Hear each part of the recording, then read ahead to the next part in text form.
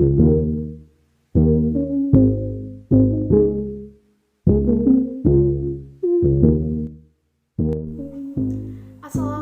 warahmatullahi wabarakatuh. Nama saya Karina Ratnadewati, kelas 12 IPA 5 absen 14.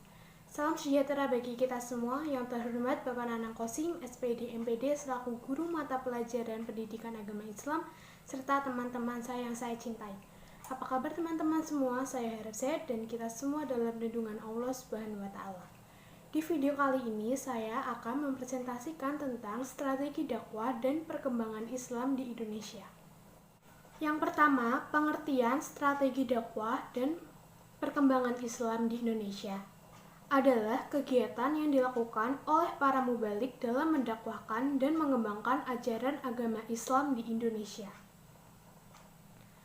Selanjutnya, sebab-sebab strategi dakwah dan perkembangan Islam di Indonesia. 1. Agar dakwah Islam dapat berjalan dengan baik. 2. Agar ajaran Islam menjadi bentuk amaliyah umat manusia yang bersifat rahmatan lil alamin. 3. Agar tujuan dakwah Islam mudah diterima oleh masyarakat. 4. Agar umat manusia dapat menerima ajaran Islam dengan senang hati. Selanjutnya, cara-cara strategi dakwah dan perkembangan Islam di Indonesia. Terdapat dua cara, yaitu dakwah secara sembunyi-sembunyi dan dakwah secara terang-terangan. Yang pertama, dakwah secara sembunyi-sembunyi. Strategi dakwah yang dilakukan dan hanya diketahui oleh kerabat terdekat seperti sahabatnya, temannya, para pengikut, dan lain-lain. Saat itu belum terlalu banyak yang mengetahui ajaran dakwahnya. Yang kedua, dakwah secara terang-terangan, yaitu strategi dakwah yang dilakukan dan akhirnya diketahui oleh masyarakat luas. Setelah mulai banyak pengikutnya, akhirnya mulai dakwahnya pun diajarkan kepada masyarakat luas atau mulai disebarluaskan. Lalu ada macam-macam strategi dakwah dan perkembangan Islam di Indonesia. Yang pertama ada perdagangan.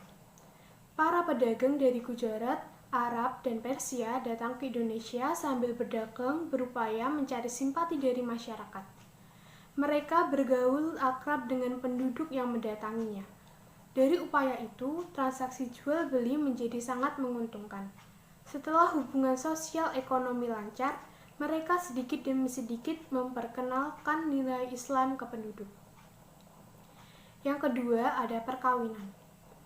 Dari perkawinan yang terjadi antara putri raja atau anak bangsawan lainnya, terbentuklah ikatan kerabatan yang besar di antara kedua belah pihak. Islam mulai berkembang dalam lingkungan tersebut. Selanjutnya ada pendidikan. Islam pun mulai disebarkan melalui pendidikan pesantren oleh para mubalik. Para mubalik menyelenggarakan pesantren untuk membentuk kader yang kelak jadi ulama atau guru agama. Dengan demikian, semakin banyaklah penganut Islam. Yang keempat, ada politik.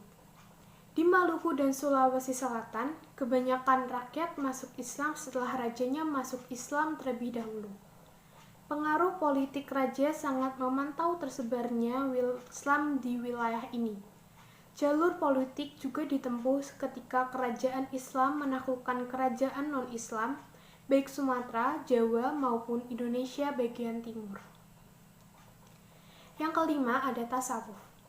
Sebelum Islam masuk, sebagian masyarakat telah memiliki dasar ajaran kebatinan. Kedatangan ahli tasawuf disambut dengan baik oleh masyarakat. Banyak di antara penduduk yang tertarik dengan kesederhanaan dan kesaktian ahli tasawuf tersebut. Dan yang terakhir ada kesenian. Cabang seni yang berpengaruh terhadap Islam adalah arsitektur, seni pahat, dan lainnya. Sunan Kalijaga adalah salah satu figur wali yang sangat suka seni. Ia menggunakan seni sebagai sarana dakwah. Dari sinilah masyarakat kemudian tertarik mempelajari Islam. Selanjutnya ada model dakwah dari Wali Songo. Yang pertama, Sunan Gresik. Sunan Gresik mengajarkan cara-cara baru bercocok tanam.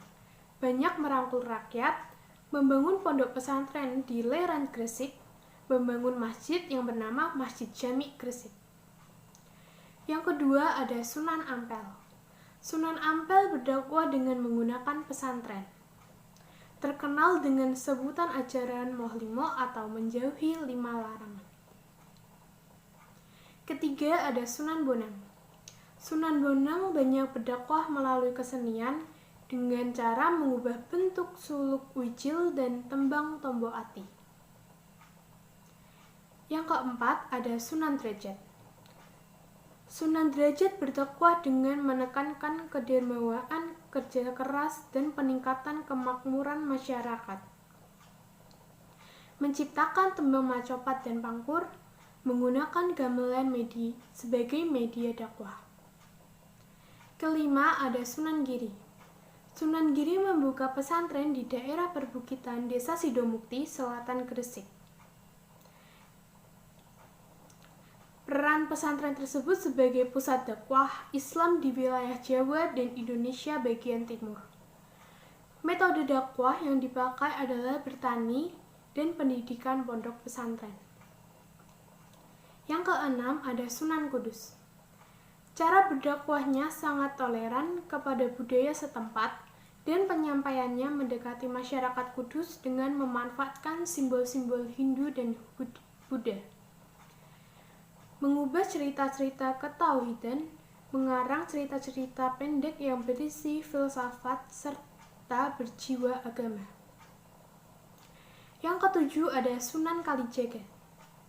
Sunan Kalijaga menggunakan kesenian dan kebudayaan sebagai sarana untuk berdakwah seperti wayang kulit dan tembang suluk. Yang kedelapan ada Sunan Muria. Sunan Muria berdakwah menyelusup lewat berbagai kebudayaan Jawa, mengganti membakar kemenyan atau menyuguhkan sejati menjadi berdoa dan bersolawat, menciptakan tembang macopat, sinom, dan kinanti. Dan yang terakhir ada Sunan Gunung Jati. Sunan Gunung Jati berdakwah dengan memperistri perempuan di lokasi dakwahnya. Dengan menjadi raja atas dukungan Pangeran Walang Sungsang dan Kerajaan Demak, beliau menyebarkan ajaran Islam dengan kekuasaannya.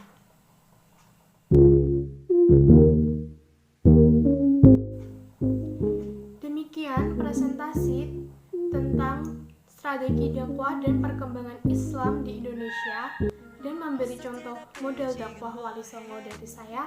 Mohon maaf apabila terdapat kesalahan kata yang disengaja maupun tidak sengaja. Wabillahi taufiq wal hidayah. Wassalamualaikum warahmatullahi wabarakatuh.